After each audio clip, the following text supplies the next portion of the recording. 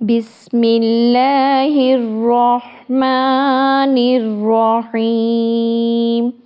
السلام علیکم ورحمۃ اللہ وبرکاتہ۔ آج کا ہمارا ٹاپک ہے کہ قرآن پاک میں بعض الفاظ ایسے ہیں جو الف سے شروع ہوتے ہیں لیکن ان کے اوپر کوئی حرکت بھی نہیں لگی ہوتی، تو ان کو کیسے پڑھیں۔ جیسے کہ آپ اپنی اسکرین پر دیکھ رہے ہیں الف شین دال، الف سے لفظ شروع ہو رہا ہے لیکن اس کے اوپر کوئی بھی حرکت نہیں ہے۔ اب عوام الناس میں یہ ہے کہ اس کے اوپر زبر لگے گا یا زیر یا پیش، اور ایسے ہی یہ ایک اور آیت ہے جو الف سے شروع ہو رہی ہے، آگے را ساکن ہے۔ اب اس کے اوپر کون سی حرکت لگائیں؟ زیادہ تر لوگ الف کے اوپر زبر لگا کے آیت کو مکمل کر لیتے ہیں، لفظ کو پڑھ لیتے ہیں، جو کہ غلط ہے۔ اب جیسے سورۃ الفاتحہ میں ہے، دوسری آیت ہے، ہم یہاں پر الرحمن الف کے اوپر زبر ہی لگاتے ہیں، جو کہ زبر ہی لگے گی، ٹھیک ہے، لیکن ہر جگہ پر زبر نہیں استعمال ہوتی، کہیں پر زیر اور پیش کا استعمال بھی ہوتا ہے۔ اب سورۃ البقرہ میں الذین، قرآن پاک میں یہ لفظ الذین، الذی، اللتی، یہ الفاظ بار بار آتے ہیں جن کو ہم زبر کے ساتھ ہی پڑھتے ہیں، جیسے یہ اللتی، ان سب الف کے اوپر شروع میں ہم زبر ہی لگاتے ہیں اور لگنی بھی زبر ہے، لیکن کیا وجہ ہے کہ زبر ہی لگتی ہے؟ یہاں پر بھی آپ دیکھیں الذی کذب وتولی، اور دوسری جگہ الذی یؤتی مالہ یتزکی، یعنی کہ ہر جگہ ہم نے الف کے اوپر زبر کا استعمال کیا۔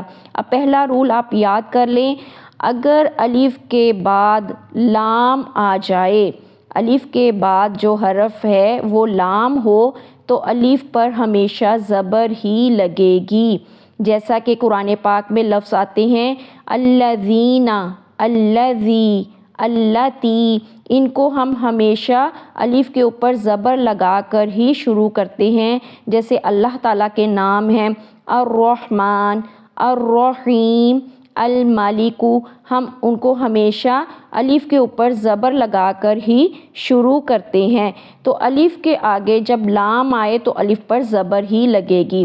اب دوسرا کہ اگر الف کے آگے لام نہیں ہے تو پھر ہم کیا کریں گے؟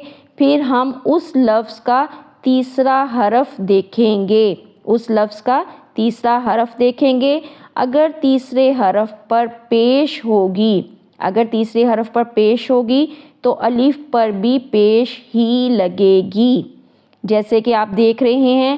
اب یہ لفظ تھا الف سے شروع ہو رہا ہے، اس کا تیسرا حرف ہے الف شین دال، دال تیسرا حرف ہے، تیسرے حرف پر پیش ہے تو پھر الف پر پیش ہی لگے گی، اس کو ہم پڑھیں گے اشدد، اشدد۔ 90% لوگ اس لفظ کو غلط پڑھتے ہیں، الف کے اوپر زبر لے آتے ہیں کہ ہر جگہ زبر ہی لگے گی، نہیں، الف کے آگے لام نہیں ہے تو پھر زبر نہیں لگے گی۔ پھر تیسرا لفظ دیکھیں گے، دال پہ پیش ہے تو الف کے اوپر بھی پیش ہی آئے گی۔ اسی طرح یہ لفظ ہے الف سے شروع ہو رہا ہے لیکن اس کے آگے لام نہیں ہے تو پھر ہم اس کا تیسرا حرف دیکھیں گے، جو کہ الف را جیم، تیسرا حرف جیم بنتا ہے، جس کے نیچے زیر ہے تو الف کے نیچے زیر ہی لگے گی۔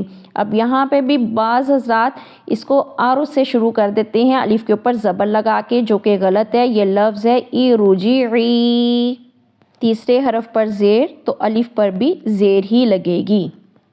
اب قرآن کا آپ ایک اور لفظ دیکھیں الف جیم، اس کے آگے لام نہیں ہے، اس الف کے آگے، تو اب اس کے اوپر کیا حرکت؟ زبر لگے گی، کیونکہ اس کا تیسرا حرف تا بن رہا ہے جس کے اوپر زبر ہے۔ جیسے کہ آپ کو بتایا ہے کہ الف کے آگے لام والا حرف نہیں ہے تو پھر ہم الف پر حرکت دینے کے لیے اس کا تیسرا حرف دیکھیں گے۔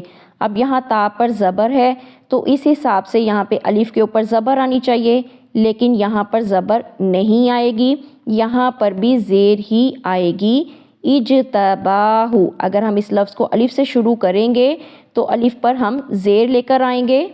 الف پر زیر کیوں آئے گی یہ آپ کو بتاتے ہیں۔ جب ہم تیسرا حرف دیکھتے ہیں الف پر حرکت لانے کے لیے تو تیسرے حرف پر زبر ہو یا زیر ہو، الف کے نیچے ہمیشہ زیر ہی لگے گی۔